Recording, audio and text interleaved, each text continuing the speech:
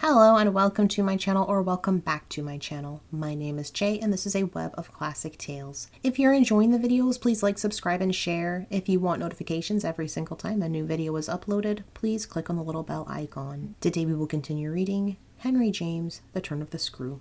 Walking to church a certain Sunday morning, I had little Miles at my side, and his sister in advance of us and at Mrs. Groce's, well in sight. It was a crisp, clear day, and the first of its order for some time. The night had brought a touch of frost, and the autumn air, bright and sharp, made the church bells almost gay. It was an odd accident of thought that I should have happened at such a moment to be particularly and very gratefully struck with the obedience of my little charges. Why did they never resent my inexorable, my perpetual society? Something or other had brought nearer home to me that I had all but pinned the boy to my shawl, and that, in the way our companions were marshalled before me, I might have appeared to provide against some danger of rebellion. I was like a gaoler with an eye to possible surprises and escapes. But all this belonged, I mean their magnificent little surrender, just to the special array of the facts that were most abysmal. Turned out for Sunday by his uncle's tailor, who had had a free hand and a notion of a pretty waistcoat and of his grand little air, Miles's whole title to independence, the rights of his sex and situation, were so stamped upon him that if he had suddenly struck for freedom, I should have had nothing to say.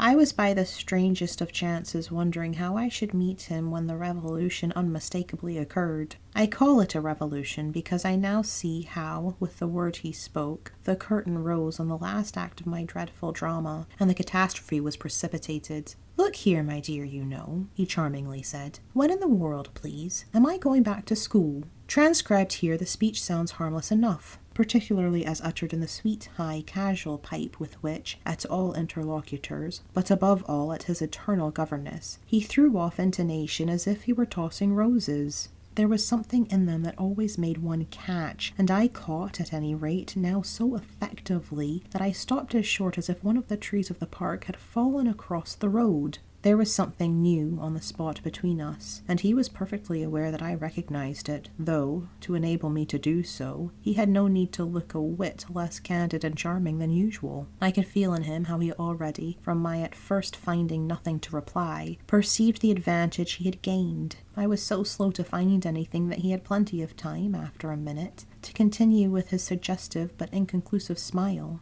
"You know, my dear, that for a fellow to be with a lady always," his "my dear" was constantly on his lips for me, and nothing could have expressed more the exact shade of the sentiment with which I desired to inspire my pupils than its fond familiarity. It was so respectfully easy, but oh, how I felt that at present I must pick my own phrases. I remember that, to gain time, I tried to laugh, and I seemed to see in the beautiful face with which he watched me how ugly and queer I looked. "And always with the same lady?" I returned. He neither blanched nor winked. The whole thing was virtually out between us. "Ah, of course she's a jolly, perfect lady. But after all, I'm a fellow, don't you see, that's, well, getting on." I lingered there with him an instant ever so kindly. "Yes, you are getting on." Oh, but I felt helpless. I have kept to this day the heartbreaking little idea of how he seemed to know that and to play with it. "And you can't say I've not been awfully good, can you?" I laid my hand on his shoulder, for, though I felt how much better it would have been to walk on, I was not quite able. "No, I can't say that, Miles. Except just that one night, you know." "That one night?" I couldn't look as straight as he. "Why, when I went out of the house." "Oh, yes, but I forget what you did it for." "You forget?" He spoke with a sweet extravagance of childish reproach. "Why, it was to show you I could." "Oh, yes, you could. And I can again." I felt that I might, perhaps, after all, succeed in keeping my wits about me. "Certainly. But you won't." "No, not that again. It was nothing." "It was nothing," I said. "But we must go on." He resumed our walk with me, passing his hand into my arm. "Then when am I going back?" I wore, in turning it over, my most responsible air. "Were you very happy at school?" He just considered. "Oh, I'm happy enough anywhere." "Well then," I quavered, "if you're just as happy here—" "Ah, but that isn't everything. Of course you know a lot, but you hint that you know almost as much." I risked as he paused. "Not half I want to," Miles honestly professed. "But it isn't so much that." "What is it then?" "Well, I want to see more life." I see.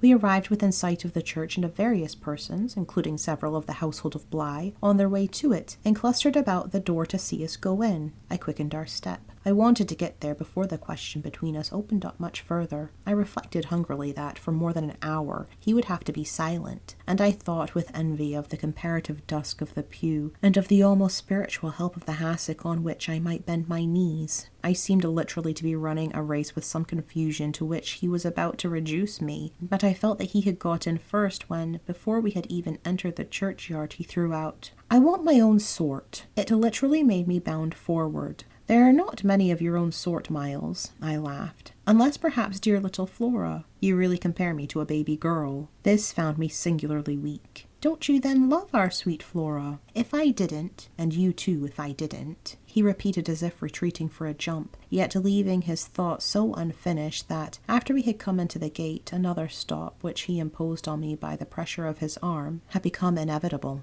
Mrs. Gross and Flora had passed into the church. The other worshippers had followed, and we were, for the minute, alone among the old, thick graves. We had paused on the path from the gate by a low, oblong table-like tomb. "Yes, if you didn't." He looked while I waited at the graves. "Well, you know what." But he didn't move, and he presently produced something that made me drop straight down on the stone slab as if suddenly to rest. "Does my uncle think what you think?" I markedly rested. "How do you know what I think?" "Ah, well, of course I don't, for it strikes me you never tell me. But I mean, does he know?" "Know what, Miles?" "Why, the way I'm going on." I perceived quickly enough that I could make to this inquiry no answer that would not involve something of a sacrifice of my employer. Yet it appeared to me that we were all at Bly sufficiently sacrificed to make that venial. "I don't think your uncle much cares." Miles on this stood looking at me. "Then don't you think he can be made to?"